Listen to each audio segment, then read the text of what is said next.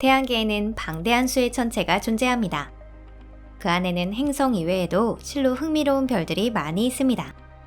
위성이나 소행성, 해성도 많은 수수께끼를 간직하고 있으며 재미난 특징을 지니고 있는 것입니다. 예를 들어 태양계 최대의 위성으로 알려진 목성의 위성 가니메데가 그렇습니다. 이 별에 대해서 우리는 얼마나 알고 있을까요?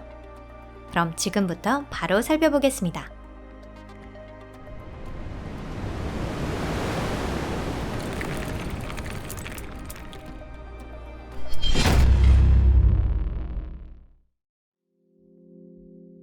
가니메데 조사 경위. 위성은 지구에만 존재한다. 사람들은 수천 년 동안 그렇게 믿어왔습니다. 아마도 달이 지구 주위를 돌고 있는 것에 의심을 품은 사람이 그때까지 없었던 거겠죠.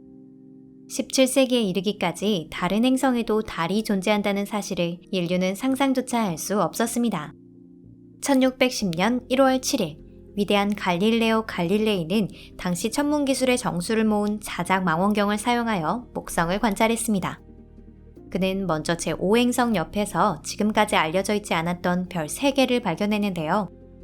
이 중 2개는 칼리스토와 가니메데, 세 번째 별은 이오와 유로파였습니다. 그날 밤은 이오와 가니메데의 각거리가 매우 작아 서로 다른 천체 2개라는 사실은 몰랐지만 다음날 밤 그는 자신의 실수를 깨달았고 그 이후 목성에는 4개의 위성이 있다고 주장하게 되었습니다. 또한 현재의 이름을 제안한 사람은 갈릴레오와 동시대에 활약한 독일의 천문학자 요하네스 케플러와 시몬 마리우스입니다. 그 후 수세기에 걸쳐 사람들은 망원경을 사용해 가니메데를 조사해왔습니다. 망원경도 시대와 함께 고성능이 되어가며 차례차례로 많은 발견이 이루어졌습니다. 그 중에서도 이것이 매우 큰 천체라는 사실은 꽤 이른 단계에서 이미 밝혀졌습니다. 가니메데는 다른 세계의 위성뿐만 아니라 태양계 첫 번째 행성인 수성보다 더 큽니다. 수성의 반경이 2439.7km인 반면 가니메데의 반지름은 2634km입니다. 하지만 질량으로 따지면 가니메데는 수성에 미치지 못합니다. 또한 가니메데의 유로파, 이오는 목성 주위를 공전할 때 궤도 공명을 일으킨다는 사실을 알았습니다. 가니메데가 한 번 공전하는 동안 이오는 4번, 유로파는 2번 공전합니다. 그 경이적인 정확성은 수십억 년에 걸친 중력의 상호작용에 의한 것으로 추측하고 있습니다. 가니메데는 목성 주위를 7이라고도 3시간이면 한 바퀴 돕니다. 대부분의 위성이 그렇듯이 가니메데도 조석 고정이 되어 있습니다. 즉 자전주기와 공전주기가 일치하기 때문에 달과 지구의 관계와 마찬가지로 가니메데는 목성에 항상 같은 면을 향하고 있는 것입니다. 하지만 가니메데를 완전히 해명하기에는 아직 데이터가 부족합니다. 많은 연구자는 가니메데에 대기가 존재하는 게 아닐까 추정했는데요.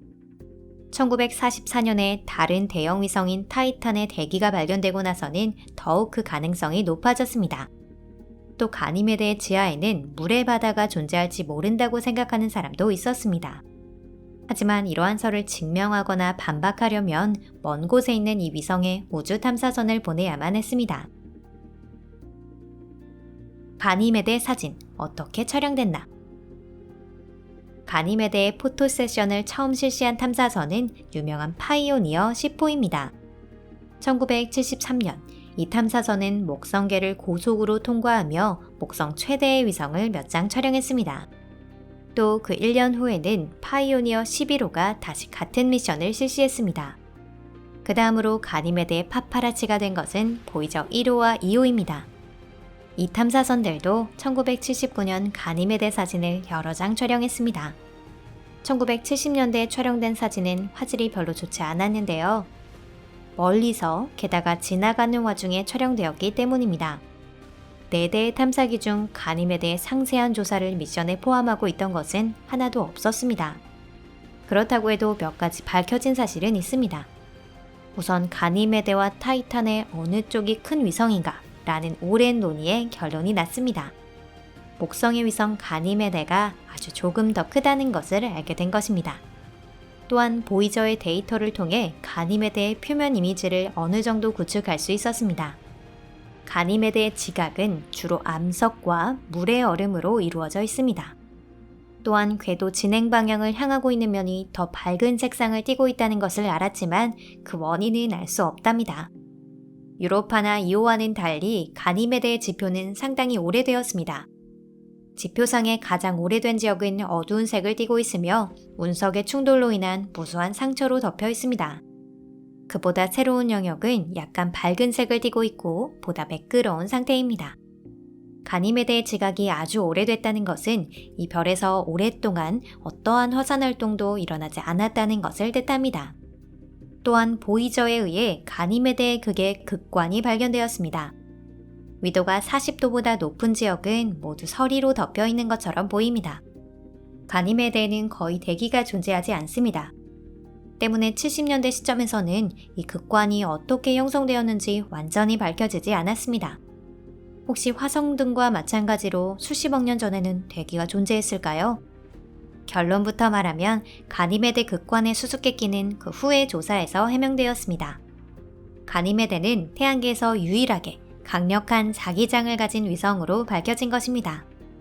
자기장이 있기 때문에 태양풍의 하전 입자는 극지역을 제외하고 지표에는 도달할 수 없습니다.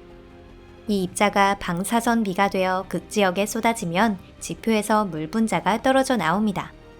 그 후 수증기가 쏟아지면서 그 서리가 생기는 겁니다. 갈릴레오와 주노의 조사. 우주 탐사선 갈릴레오를 통해 우리는 가장 많은 사진과 새로운 데이터를 얻을 수 있었습니다.